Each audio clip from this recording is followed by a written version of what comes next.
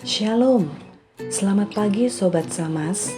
Hari ini 17 Juni 2021, kita akan memulai segala aktivitas kita dengan mendengarkan renungan firman Tuhan.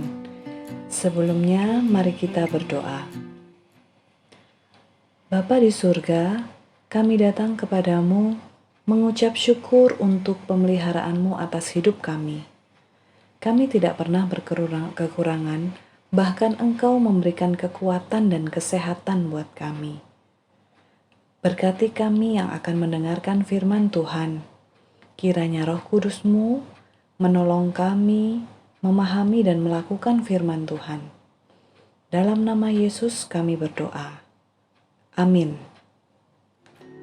Sobat Samas terkasih, renungan kita pada hari ini terambil dari Kisah Para Rasul 20 ayat 1 sampai 16. Kisah Para Rasul 20 ayat 1 sampai 16 tentang perjalanan misi Paulus dari Makedonia, Troas, dan Miletus. Saudara-saudara terkasih dapat membaca secara lengkap dari ayat 1 sampai 16. Saat ini saya akan membacakan beberapa ayat saja, yaitu ayat 2 dan 3, ayat 7 sampai 10, dan ayat 15-16. Ayat 2 dan 3.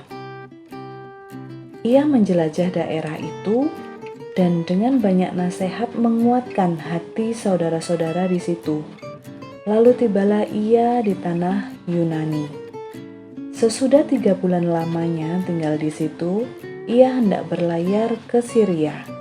Tetapi pada waktu itu, orang-orang Yahudi bermaksud membunuh dia. Karena itu ia memutuskan untuk kembali melalui Makedonia.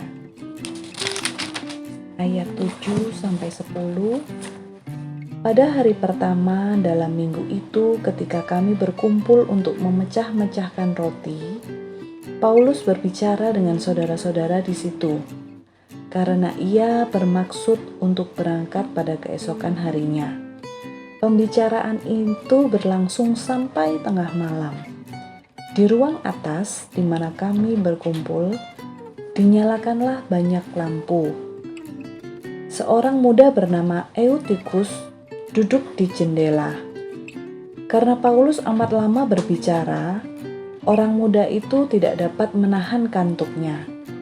Akhirnya ia tertidur lelap dan jatuh dari tingkat ketiga ke bawah.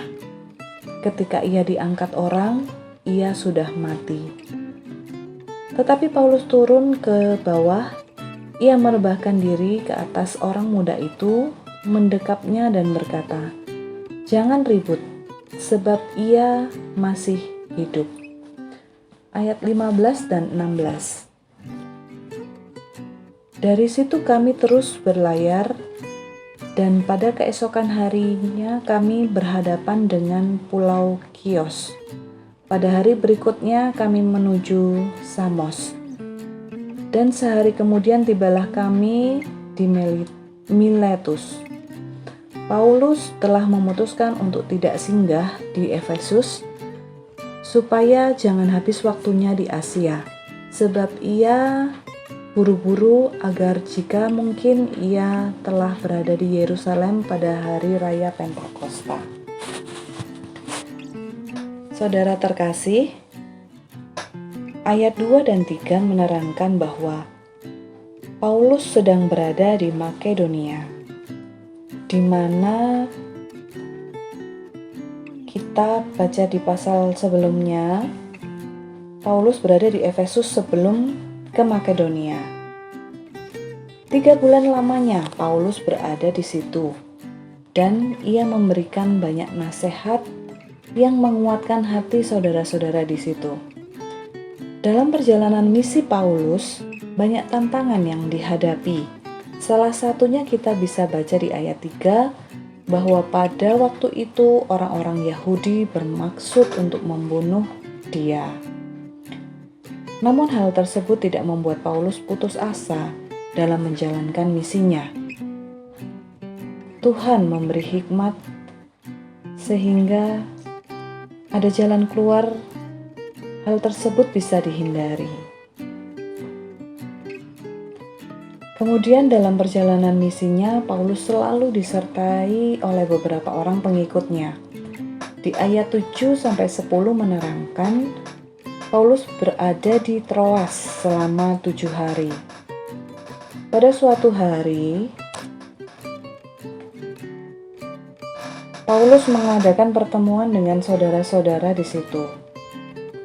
Pertemuan itu berlangsung hingga tengah malam dan diadakan di ruang atas. Ada seorang muda bernama Eutikus duduk di jendela.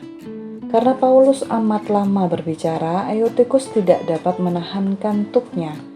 Ia tertidur lelap dan jatuh dari tingkat ketiga ke bawah. Ketika diangkat, Eutikus dinyatakan sudah mati. Namun Paulus dengan kuasa Allah merebahkan diri di atas Eutikus dan mendekapnya, serta mengatakan bahwa Eutikus masih hidup. Di sini kita bisa melihat bahwa Tuhan mengutus anaknya untuk menjalankan misinya. Tuhan juga yang memperlengkapi anaknya dengan kuasa Tuhan. Kemudian Paulus melanjutkan perjalanan misinya ke Miletus. Namun di ayat 15 dan 16 ini tidak banyak menceritakan hal yang terjadi di Miletus. Bapak Ibu Saudara terkasih, dari renungan kita hari ini kita belajar beberapa hal dari Paulus. Yang pertama, setelah Paulus bertobat, ia memberi diri untuk dipakai Allah dalam pekerjaan misi Allah, yaitu mengabarkan Injil.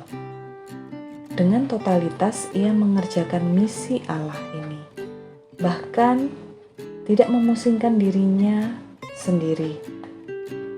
Moto dalam hidupnya adalah hidup adalah Kristus dan mati adalah keuntungan. Yang kedua, Paulus yakin bahwa Allah yang ia percaya adalah Allah yang hidup, yang akan selalu menyertai dia dan memperlengkapi dia ketika ia menjalankan misi Allah, sehingga Paulus tidak pernah khawatir akan apapun juga. Demikian renungan kita hari ini. Biarlah memotivasi diri kita untuk mau dipakai Allah dalam pekerjaan pelayanannya sesuai dengan kemampuan kita masing-masing, dan kita pun tidak perlu khawatir tentang apapun juga, karena Tuhan Yesus selalu menyertai kita. Mari kita berdoa. Terima kasih Tuhan untuk firman Tuhan yang kami pelajari bersama hari ini, di mana kami belajar tentang Paulus. Tuhan Yesus, tolong mampukan kami untuk meneladani sikap Paulus yang mau memberi diri untuk dipakai untuk pekerjaan Tuhan. Dan kami tidak perlu khawatir untuk apapun juga.